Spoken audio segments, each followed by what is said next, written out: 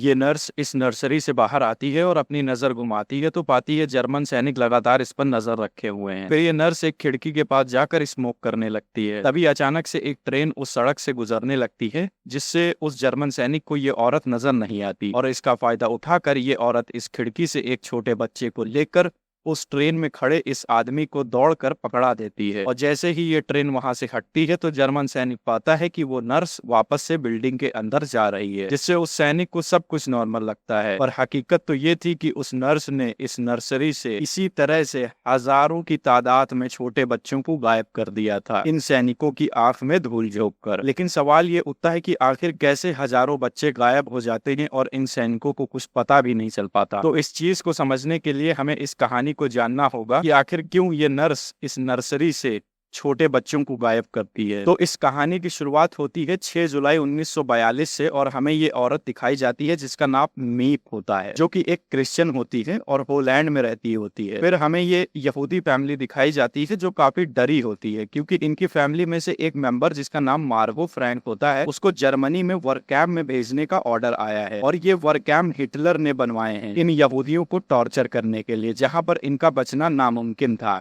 इसलिए ये सभी लोग बगैर किसी की नजर में आए कहीं सुरक्षित जगह पर रुकने का प्लान बनाते हैं। लेकिन अगर ये पूरी फैमिली एक साथ घर से बाहर जाएगी तो पकड़े जा सकते हैं। इसलिए मीप कहती है कि वो मार्गो को किसी भी तरह उस छुपने वाली जगह पर ले आएगी। फिर मार्गो और मीप अपनी साइकिल से निकल जाते हैं और थोड़ी दूर पर एक ब्रिज के नीचे जहाँ पर काफी सन्नाटा होता है वहां पर मीप मार्गो से कहती है कि वो अपना कोट उतार कर फेंक दे, क्योंकि उस पर एक स्टार बना हुआ था, जिसका मतलब था कि ये एक यहूदी लड़की है। और थोड़ी दूरी पर एक चेक पॉइंट भी था जहां पर ये यहूदी लड़की पकड़ी जा सकती थी। फिर कुछ देर बाद वो चेक पॉइंट भी आ जाता है जहां पर बहुत सारे लोगों ने अपना स्टार वाला कोट पहन रखा था और अपनी आईडी दिखाकर चेक पॉइंट पार कर रहे थे। लेकिन ये यहूदी लड़की डर से कांप रही थी क्योंकि ना तो इसने अपना स्टार वाला कोट पहन रखा है और ना ही इसके पास आईडी कार्ड है, इसलिए ये वापस जाने का सोचती है। लेकिन तब तक काफी देर हो चुकी थी। फिर सीन फ्लैशबैक में जाता है और हमें 1930 का दौर दिखाया जाता है जहाँ पर हम उसी औरत मीप ईस्ट से मिलते हैं। उसके घर वाले चाहते हैं कि वो कोई नौकरी करे, इसलिए वो एक दिन ऑटो फ्रैंक नाम के व्यापारी के ऑफिस में काम ढूंढने जाती है। ऑटो फ्रैंक अपने परिवार के साथ पोलैंड में रहता होता है। ऑटो फ्रैंक को मीप का जिंदा दिल नेचर पसंद आता है और वो उसे अपने ऑफिस में काम देने को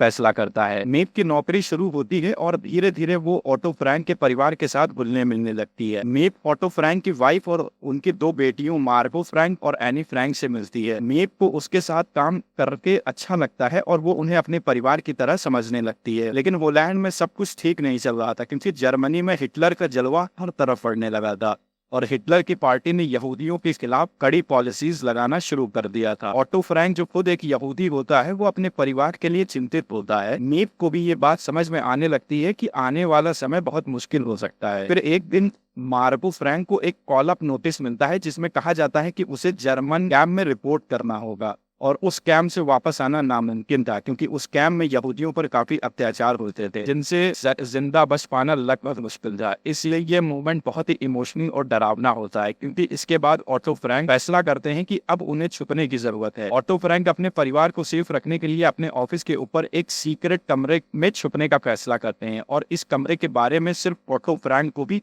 मालूम था क्योंकि ये कमरा बाहर से देखने पर नजर ही नहीं आता था। इस मुश्किल समय में ऑटो फ्रैंक से मदद मांगने में मीप बिना हिचकिचाहट के उनकी मदद करने के लिए तैयार हो जाती है। उस समय मीप को ये नहीं पता होता है कि ये फैसला उसके और फ्रैंक परिवार के लिए कितना इम्पोर्टेंट होने वाला है। फिर सीन वापस से शिफ्ट होकर प्रेजेंट में आता है जहाँ पर मार्गो फ्रैंक डर से कांप रही थी क्योंकि उसे चेक पॉइंट पार करना था, वो भी बगैर आईटी के। फिर मीप अपनी साइकिल की हवा निकालते हुए सोचती है कि उसे क्या करना है। फिर वो मार्गो से कहती है कि वो उससे बात करती रहे और साइकिल चलाते हुए पीछे मुड़ के ना देखे। और थोड़ी ही दूरी पर एक सैनिक कहता है और इसका मतलब था कि अपना आईडी कार्ड दिखाओ, जिसके जवाब में मीप कहती है कि वो ऑफिस के लिए लेट हो रही है और पीछे मुड़ के नहीं देखती। लेकिन मार्गो अभी भी डर रही थी क्योंकि चेक पॉइंट अभी भी बचा था।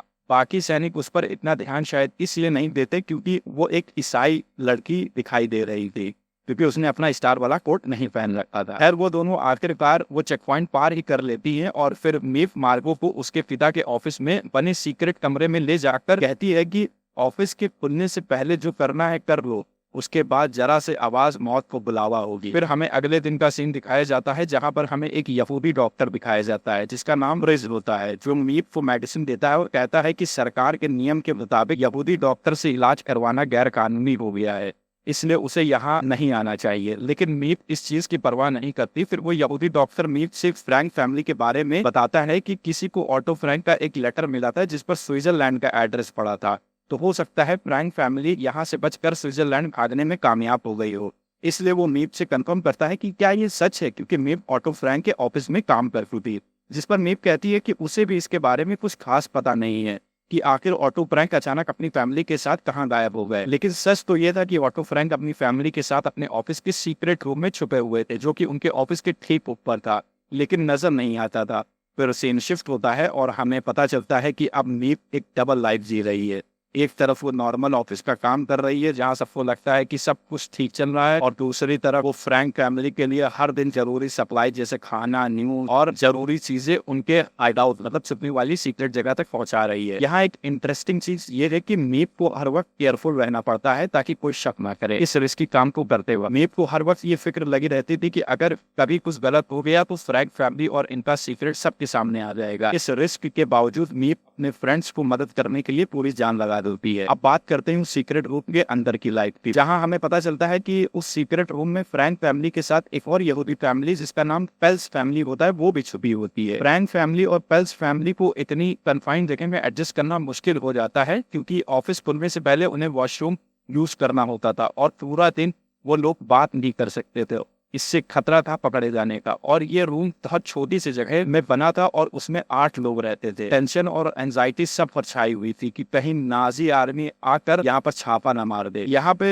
हमें एनी फ्रैंक का स्ट्रगल भी दिखाया जाता है। एनी एक यंग लड़की होती है जिसमें जिंदगी से भरपूर क्यूरियोसिटी है, लेकिन अब उसे एक छोटी जगह में अपना पूरा बचपन गुजारना पड़ रहा है। वो खिड़की से बाहर देख भी नहीं सकती, बाहर जा भी नहीं सकती। फिर सीन शिफ्ट होता है जहाँ पर हम मीप को फ्रैंक फैमिली के घर के पास देखते हैं, जहाँ पर नाजी सेना फ्रैंक के घर का एक सामान अपने साथ सीज करके ले जा रही होती है, क्योंकि उस फैमिली का कुछ भी पता नहीं होता। अब ये खबर वो फ्रैंक फैमिली को देती है और साथ ही साथ ये भी बताती है कि अब राशन को कैसे अरेंज किया जाए, क्योंकि जब फ्रैंक फैमिली और वेनपेल सीक्रेट रूम में छुप रहे होते हैं उन्हें खाने और जरूरी सामान की जरूरत होती है।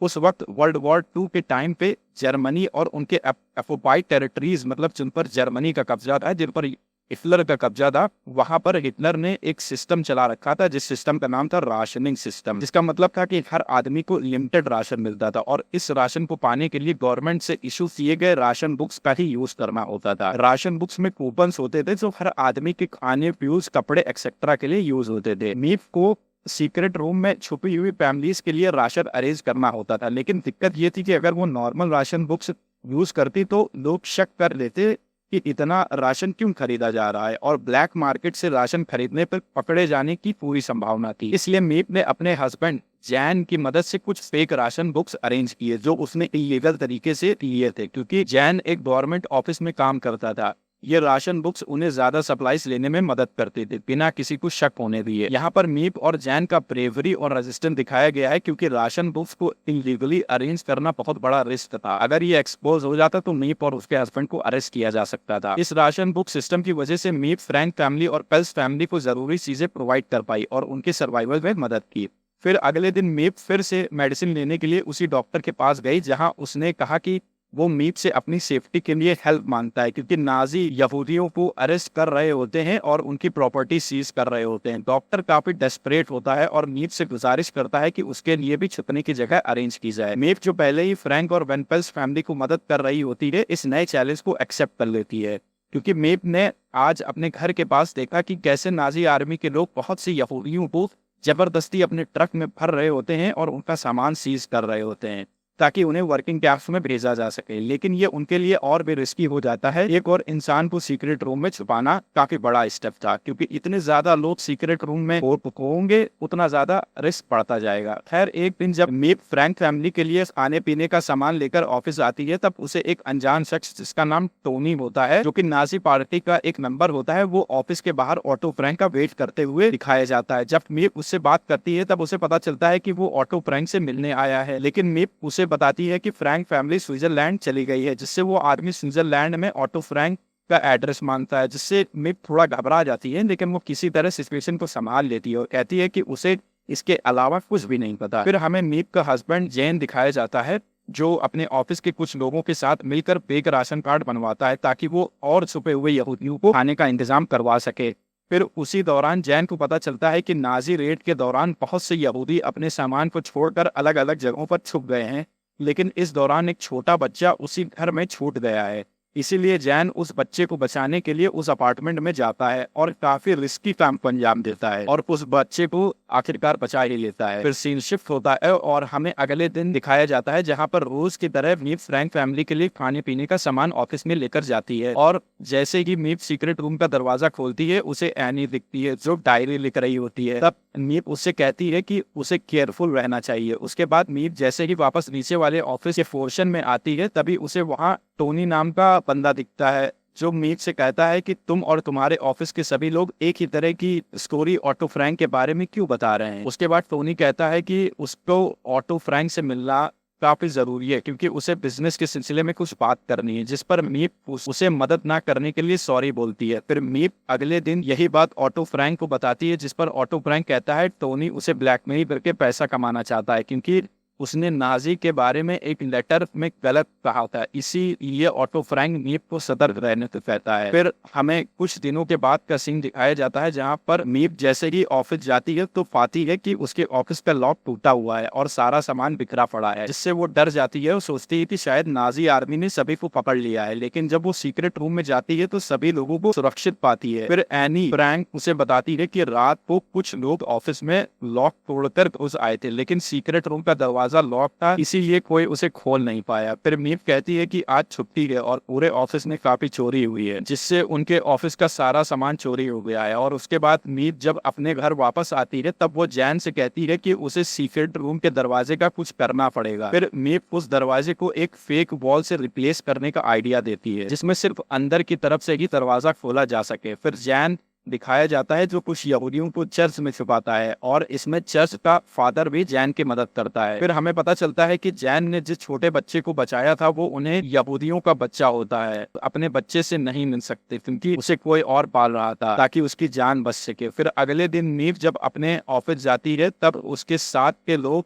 एक सरप्राइज देते हैं और वो सरप्राइज ये होता है कि मीप ने जैसा आइडिया दिया था कि सीक्रेट रूम के दरवाजे को एक फेक वॉल से रिप्लेस किया जाए जिससे सिर्फ अंदर से ही खोला जा सके, वैसा ही दरवाजा उसके ऑफिस के दोस्तों ने बना दिया था, जिसे खोलने के लिए बाहर से विसल बजाकर सिग्नल दिया जाता है। फिर सीन शिफ्ट होता है और हमें जैन दिखाया जाता है जो अपने ऑफिस जा रहा होता है। तभी उसे दो यहूदी दिखते हैं जो कि सड़क की सफाई कर रहे होते हैं। जैन उनमें से एक को पहचान जाता है और उस यहूदी से पूछता है कि वो सड़क की सफाई क्यों कर रहे हैं। तब नाजी सैनिक कहता है कि मैंने इस यहूदी को सड़क पर थूकते देखा था, जिस पर वो यहूदी कहता है कि उसने थूका था लेकिन अब साफ कर दिया है तो उसे जाने दो, जिस पर नाजी सैनिक थूकता है और उसे भी साफ करने को कहता है। जैन को ये सब अच्छा नहीं लगता और वो नाजी सैनिक से बहस करना शुरू कर देता है। तभी वो यहूदी उसे वहां से जाने को कहते हैं क्योंकि अगर वो यहाँ ज्यादा देर बहस करेगा तो उनकी जान जा सकती है। फिर हमें सीक्रेट रूम दिखाया जाता है जहां पर मीप बाकी सभी के साथ बात कर रही होती है। तभी वहां पर हवाई हमला होता है और ये हवाई हमले से ये लोग काफी खुश होते हैं क्योंकि ये हमला ब्रिटिशर्स ने नाजीज के ऊपर किया होता है। फिर हमें एक थिएटर दिखाया जाता है जिसमें पहले यहूदी आते थे, लेकिन जब से एडोल्फ हिटलर ने पोलैंड पर कब्जा किया है, ये थिएटर अब यहूदियों का जेल बना दिया गया है, जहाँ पर सभी यहूदियों को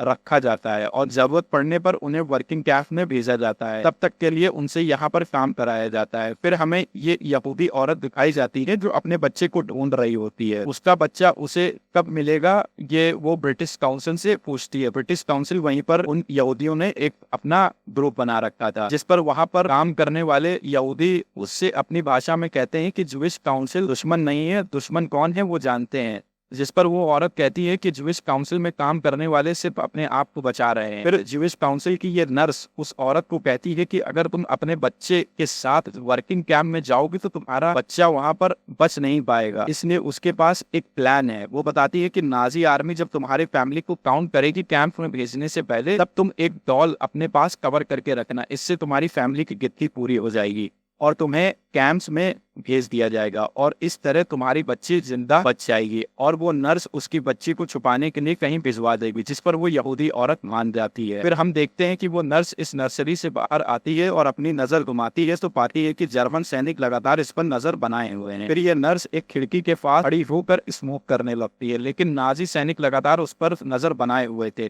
तभी अचानक एक ट्रेन उस सड़क से गुजरती है जिससे वो नर्स नाजी सैनिक को नहीं दिखती है और वो नर्स इसी दौरान उस बच्चे को खिड़की से लेकर उस ट्रेन में खड़े एक आदमी जिसका नाम जैन होता है उसको पकड़ा देती है और जैन उस बच्चे को लेकर सुरक्षित कहीं छुपा देता है, जिससे उस यहूदी बच्चे की जान बचा ली जाएगी। तो इस तरह हमें पता चलता है कि जैन और मीर दोनों अपनी जान को जोखिम में डालकर खुद क्रिश्चियन होकर यहूदियों को बचा रहे थे, सिर्फ इंसानियत के नाते। फिर अगले दिन मीर जब अपने घर पहुंचती है तब उसे एक नाजी ऑफिसर मिलता है जो उससे कहता है कि वो उसका नया पड़ोसी है। उसके बाद वो मीर को उसका लेटर देकर कहता है कि हिटलर की जय। उसके बाद मीर भी उसे हल्का से हाथ हिलाकर रिस्पेक्ट दिखाती है। फिर मीर काफी ज्यादा टेंशन में आ जाती है उस ऑफिसर को लेकर, जिस पर जैन उसे पॉजिटिव रहने को कहता है। फिर हमें वही नर्स दिखाई जाती है जो सभी को कहती है कि नाजी सैनिक इस नर्सरी में आ रहे हैं। फिर सभी लोग काफी केयरफुल हो जाते हैं। फिर नाजी ऑफिसर उस नर्स से कहता है कि इस बिल्डिंग को ऑफिशियली क्लोज करने का ऑर्डर आया है, इसीलिए फटाफट इन बच्चों को